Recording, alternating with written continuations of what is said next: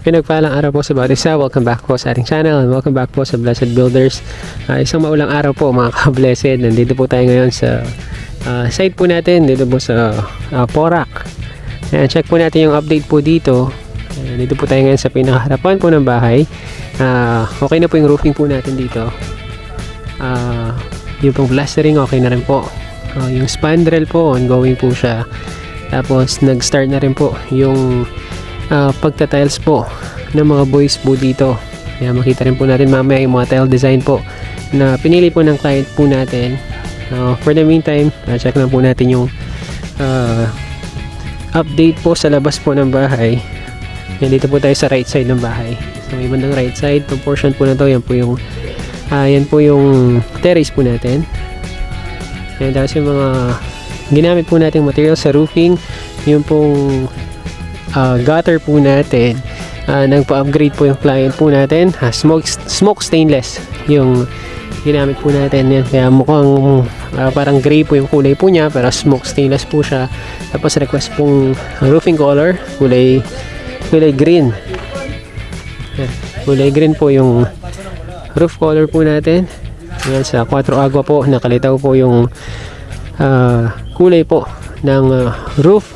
Yan. Tapos sa harapan, ito po yung terrace po natin. Ay grills na po tayo na nilagay. Yan, tapos dito po yung pinaka hagdan po natin. Yan, dito po sa malapit po sa main door. Bayad po malaking window po na to. Yan, window po yan para po sa dining. Mamaya papasok po tayo para makita po natin yung layout ng bahay. Yan, sa may bandang harapan naman po itong window po na to. Malaking window po na to. Window po yan ng living area. Meron din po tayong plant box dito. Nalagay po natin para in case gusto pong mag garden, magtanim po ng mga client po natin. Yan, meron po tayong plant box po dito. Big window. Tapos meron po tayo another big window dito. Ito naman po ay nasa bedroom naman. Big window. Tapos may canopy po tayo dito.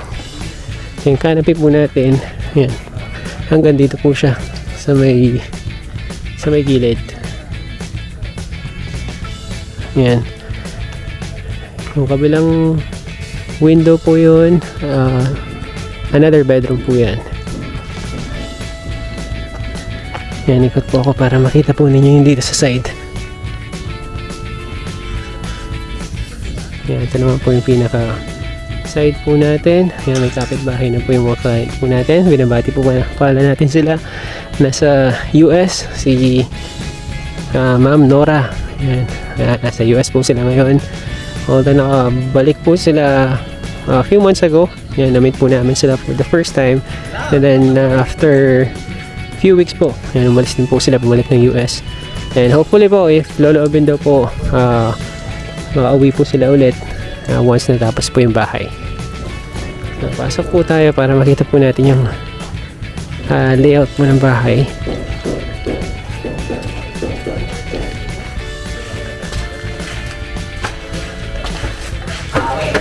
So ito po yung pinaka terrace po natin. Yan, pahaba po siya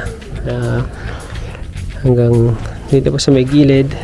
Yan, meron po tayong window dito, hindi lang po kita, pero may window po tayo dito para po sa master's bedroom. So dito po yung main door po natin.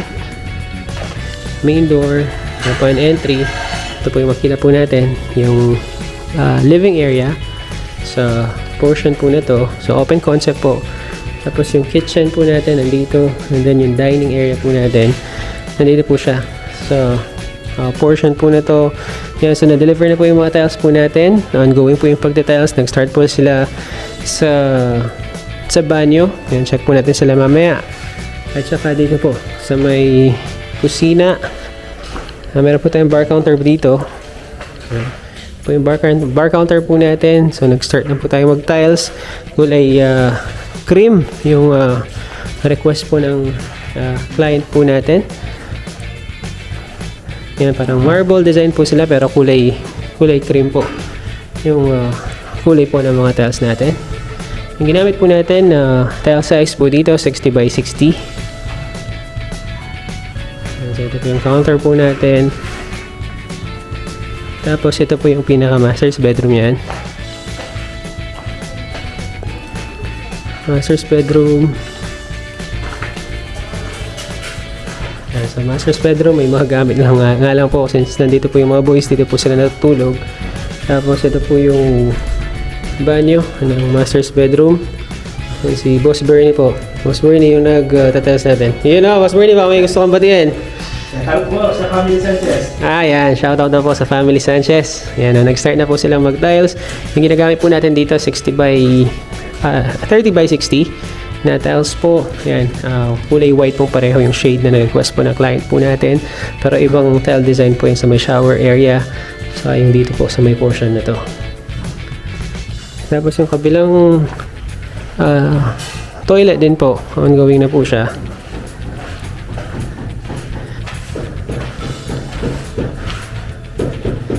Yan, ongoing na rin po yung pagtatiles po natin po, kulay white.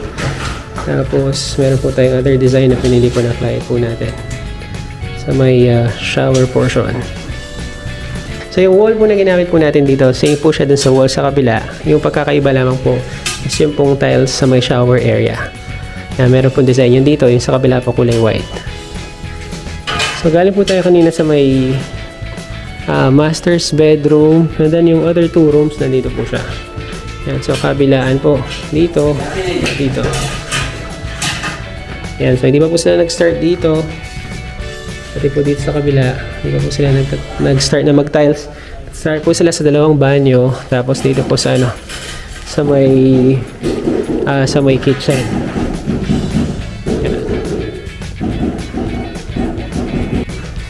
Tapos mga ka-blessed, upon entry po sa ating main door, yan, papansinin po natin yung buong area po ng sala, ng living area po natin. Yan, naka-cove ceiling po tayo. Cove ceiling hanggang dito po sa may pinaka main entrance. Yan, cove ceiling. Tapos naglagay po tayo ng mga pin lights po dito. Pin lights paikot. Tapos dito po sa kitchen natin, saka po sa dito po sa may dining area, ano naman po, flat ceiling po tayo, pati po sa mga rooms. Mga ka-blessed, yan po muna yung pinaka huling update po natin dito po sa site po natin sa Porac. Yan, proceed po tayo sa ibang site. Mga ka-blessed, meron po tayong magandang balita. Salamat po sa Diyos at sa Kanya po lahat ng kapurihan, at meron po tayong bagong project na inopen sa Magalang area. Yan, last week po nakapag-start na po tayo ng layout dito. Ngayon po tinatayo na po yung mga poste po natin. Location po niya sa may Highview Hacienda subdivision. May nagawa na po tayong project before dito. Yan, i-flash po. Yan yung ginawa po natin bahay before.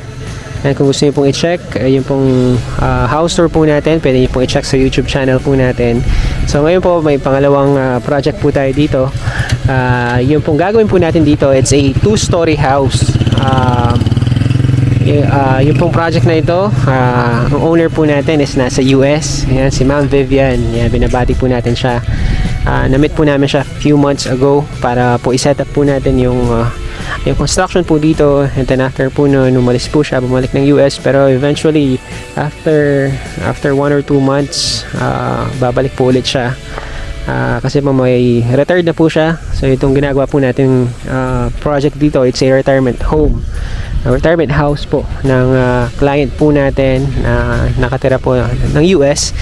Pinili pa rin po nila mag-settle dito po sa Pilipinas, and Pampanga po yung napili po niyang location, which is very good po yung location niya, kasi po hindi po binabaha yung lugar na to, and then malapit po siya sa may NLEX. Yan, kung familiar po kayo sa mga nasa Highview subdivision, yan, malapit po sa NLEX. Yan, shoutout po sa lahat po ng mga subscriber natin, mga viewers po natin from Highview Hacienda.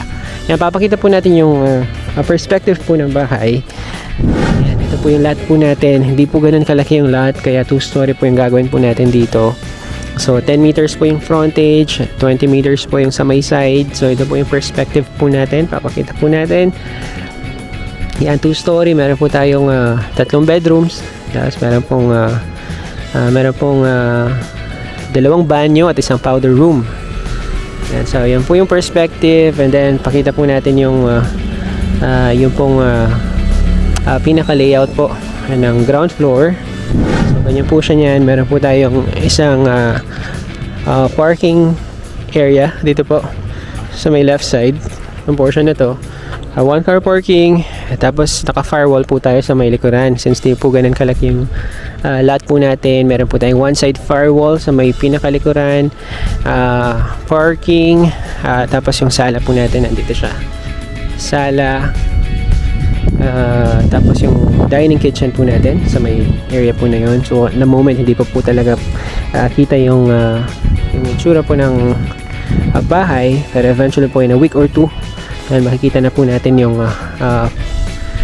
forma ng bahay. So ngayon po nag-start pa lang po tayong magtayo ng mga columns natin. Nakapag-okay na po sila, nakapag-layout na. Tuloy-tuloy po yung pagtatayo natin ng mga columns. Yan, so check po natin. Punta po tayo sa may bandang likuran. Mga kabalasad, ngayon naman po nasa side po tayo ng bahay niyan. Yan, ongoing po yung paghukay dito. Tapos meron po tayong setback po dito sa may side. May setback po dito, tapos may setback po sa may kabilang side. So dito sa may likuran lang po yung pinaka firewall po natin. So yan na po yung property line. Yan, meron pang bakod dito, may bakod po doon. Yan po yung hangganan po ng property po natin. Yan po kasi mga cut ng lupa dito, hindi po ganun kalaki. So usually nasa 120 square meters po yung mga cut po ng lupa. So ideal po talaga siya for 2-story. Yan, setback po natin sa may harapan, nasa 3 meters po siya.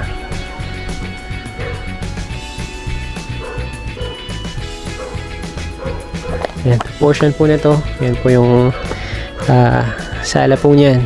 Tapos meron po tayong room dito sa may harapan po ng parking. Yan po yung magiging master's bedroom po natin since retirement home po siya. Yung pong room po ng client po natin is nasa baba po siya. Yan, ideal po para hindi na po siya umaakyat po pa punta sa kwarto po niya, kaya nilagay po natin siya sa ibaba. Yan mga ka-blessed, din po muna yung pinakahuling update po natin sa bagong open na site po natin dito po sa Highview Subdivision.